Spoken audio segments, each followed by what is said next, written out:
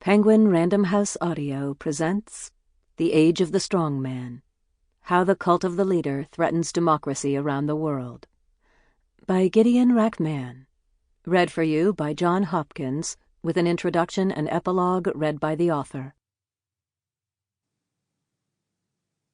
In memory of Jack Rachman, 1938 to 2021.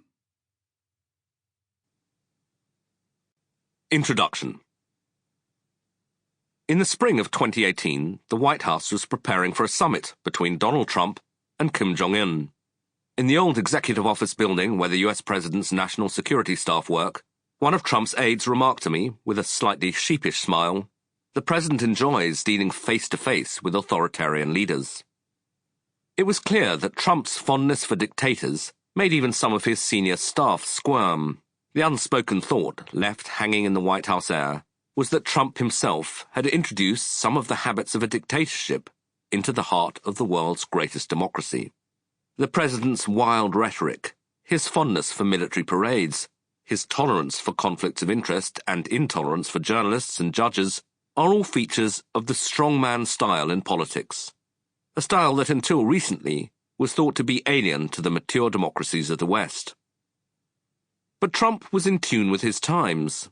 Since 2000, the rise of the strongman leader has become a central feature of global politics. In capitals as diverse as Moscow, Beijing, Delhi, Ankara, Budapest, Warsaw, Manila, Riyadh and Brasilia, self-styled strongmen, and so far they are all men, have risen to power. Typically, these leaders are nationalists and cultural conservatives, with little tolerance for minorities, dissent, or the interests of foreigners. At home, they claim to be standing up for the common man against the globalist elites. Overseas, they posture as the embodiment of their nations. And everywhere they go, they encourage a cult of personality. The age of the strongman began long before Trump won the White House, and it will continue to be a central theme of world politics in the post-Trump era. The two emerging superpowers of the 21st century, China and India, have both fallen prey to strongman politics. Although they operate in very different political systems, Xi Jinping and Narendra Modi have led their countries towards a more personalized style of leadership that embraces nationalism, a rhetoric of strength, and a fierce hostility to liberalism. The two most important powers on the eastern borders of the European Union, Russia and Turkey, are run by strongman leaders. Both Vladimir Putin and Recep Tayyip Erdogan have now been in power for the best part of 20 years. The strongman style has entered the EU itself, through Hungary's Viktor Orban and Poland's Jaroslaw Kaczynski. Even Britain's Boris Johnson has flirted with this style of politics in his attitudes to law, diplomacy, and dissent within his own party. Latin America's two largest countries, Brazil and Mexico, are currently led by Jair Bolsonaro and Andrés Miguel López Obrador, popularly known as AMLO.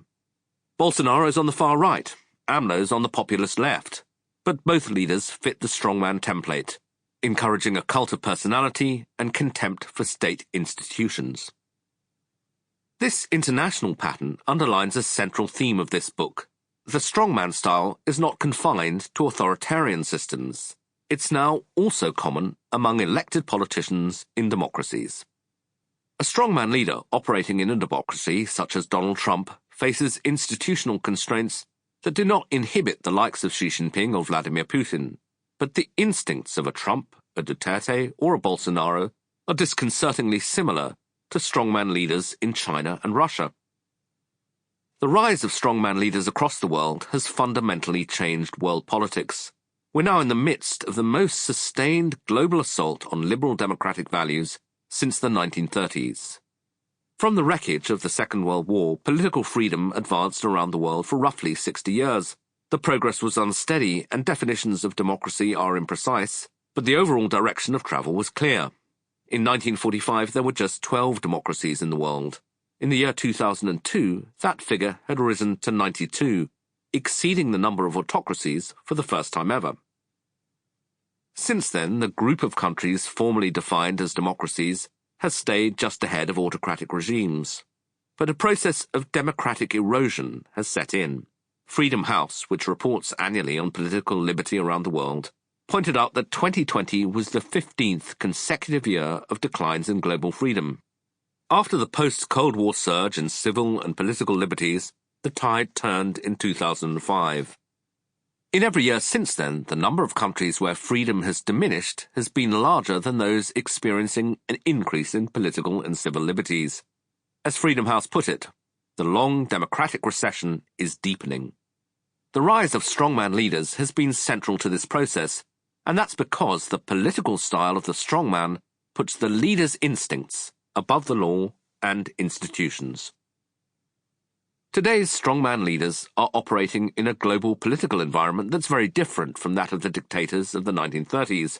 Wars between great powers are no longer common. Globalization's transformed the world economy. The spread of international law has created new expectations about how international leaders behave. But the technologies of the 21st century are also handing strongman leaders new ways of communicating directly with the masses, as well as dangerous new tools of social control, in particular the ability to monitor the movements and behavior of citizens. As these tools are deployed, they could strengthen the 21st century's authoritarian turn.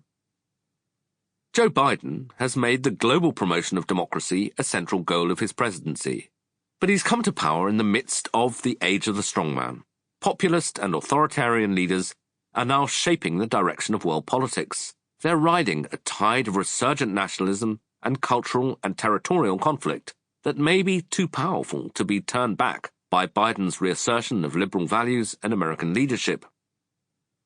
Even in the US itself, Biden's victory has not definitively turned the page on strongman politics. Donald Trump did well enough in the 2020 presidential election to spark immediate talk of him running for the presidency again in 2024. Even if Trump himself pulls back from frontline politics, future Republican contenders are likely to embrace the political formula he's identified. Chinese nationalists frequently portray Biden as an old, weak leader, presiding over an America that is facing irreversible decline. By contrast, China portrays itself as a resurgent power under a strong and vigorous leader. In the emerging world order, the president of China may soon contest the title routinely bestowed on the President of the United States, the most powerful man in the world. The central challenge for Biden as president will be to demonstrate the vitality of liberal democracy both at home and abroad. If he fails, the Biden presidency may prove to be just an interlude in the age of the strongman. If political liberals are to win the battle with strongman politics, they need to understand what they're dealing with. This book will attempt to answer three central questions about the age of the strongman. When did the strongman tendency take hold? What are its main characteristics? And why did it happen? On the 31st of December 1999, Vladimir Putin came to power in Russia. He was to become an important symbol and even an inspiration for a new generation of would-be authoritarians who admire his nationalism, his daring, his willingness to use violence, and his contempt for political correctness. But in his early years in power, Putin was keen to be seen as a reliable partner in an established world order. When Bill Clinton met him at the Kremlin in June 2000, the US president declared his Russian counterpart fully capable of building a prosperous, strong Russia while preserving freedom and pluralism and the rule of law. At his first meeting with George W. Bush in 2001, Putin impressed the US president, who remarked, "We had a very good dialogue. I got a sense of his soul." Putin only emerged as a foe of the US-led order with a speech denouncing America in Munich in 2007, followed by Russia's military assault on neighboring Georgia in 2008. From then on, Putin's bombastic and aggressive political style seemed anomalous set alongside the cautious pragmatism of the other key world leaders of the time, Barack Obama in the US, Angela Merkel in Germany, and Hu Jintao in China. Merkel dismissed Putin as a leader using 19th century means to solve 21st century problems. But, rather than being an anachronism, Putin was a harbinger of things to come. Symbolically, he had taken power at the dawn of the 21st century. In 2003, 3 years after Putin took power in Russia, Recep Tayyip Erdogan became Prime Minister of Turkey. As with Putin, Erdogan's embrace of the strongman style took a Sample complete. Ready to continue?